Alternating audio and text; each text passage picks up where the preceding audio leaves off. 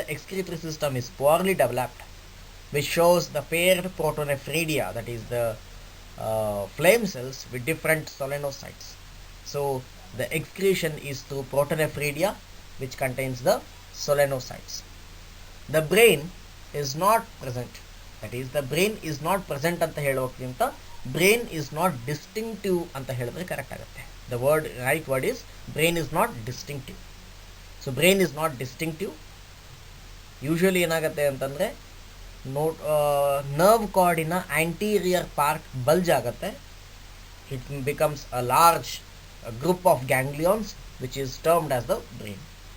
Here neural tube or the nerve tube is present, but the anterior part of the neural tube is not modified into a paired ganglia, which may be the example of central nervous system called as brain. So brain is not distinctive anta helaಬಹುದು. So that is the right word. Instead of using brain is not present, as I have mentioned in the point.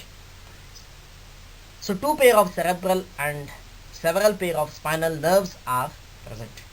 So spinal nerves idave which arises from the nerve tube, nerve cord, but cerebral nerves ಇದೆ.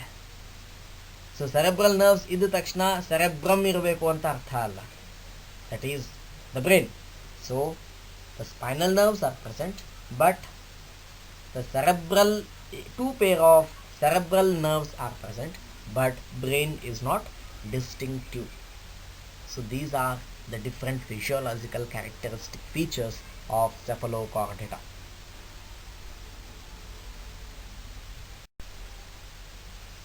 Now coming to the reproduction in cephalochordata.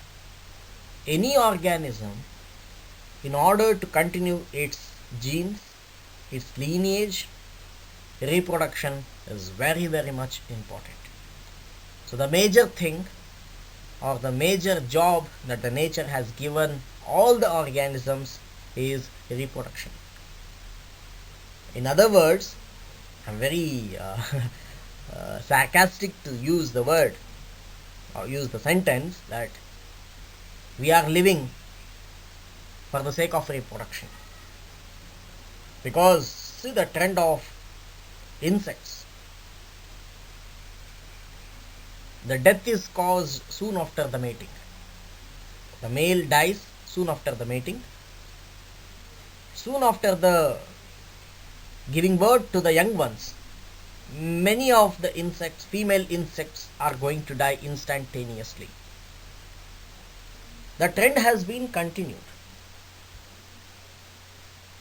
There may be a different branches for the trends, that's apart, but the trend is once the reproduction is over, then the person is going to lose his natural vigor. So that's the reason why I usually say if you want to study evolution in the light of reproduction and genes and its lineages. So reproduction is very important as per the evolution is concerned. So coming to the trend of reproduction in case of cephalochordata, sexes are separate. Gonads, see the point, very interesting point, salient feature it is. Gonads are metamerically arranged in each myotomes and are devoid of gonadots. Asexual reproduction will not be taking place. Fertilization is external. Cephalochordata includes two genera, that is Acimetron and Branchiostoma. The best example for this is Amphioxus. So one best example for the cephalochordate is Branchiostoma or Amphioxus. It is also commonly called as lancet because of its shape, which look like a blood lancet. That is Amphioxus is a protochordate. This animal is peculiar in that the anterior end of the notochord extends into the head. Hence, it is included in the cephalochordata. The scientific name for Amphioxus is Branchiostoma lanceolatum. Branchiostoma lanceolatum. It is usually a marine burrowing animal. You can see the burrowing habitat of organisms in the second image. Usually it is a marine, lives in a shallow waters. In a daytime, it remains in the sandy burrow with the anterior end protruding outside. During night, it leaves the burrow and leads a free swimming life. So the measuring the size of this Amphioxus is maximum length is 4.5 centimeters in length. The body is divisible into trunk and posterior tail. The anterior end has a pointed process called as the rostrum, which you can in the above image you can see the small finger-like projection outside. In the anterior end, that is the rostrum. A frill-like membrane enclosure is present beneath the rostrum, which is called as the oral hood. You can see the small frill-like structures just below the rostrum, that is the oral hood. The oral hood contains the oral cirri. So Amphioxus has 3 fins on the body, as I told you, that is dorsal fin, ventral fin and caudal fin. So this is one best example for the Cephalochordata.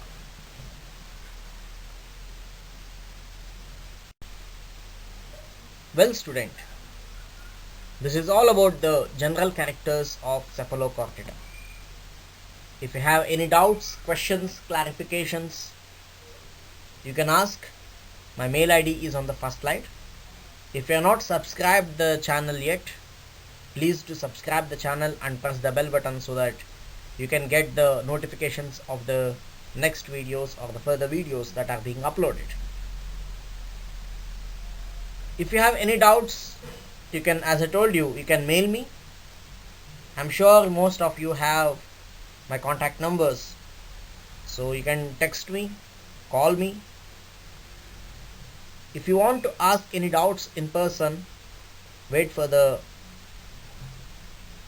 lockdown to lift and you can let the offline classes commences.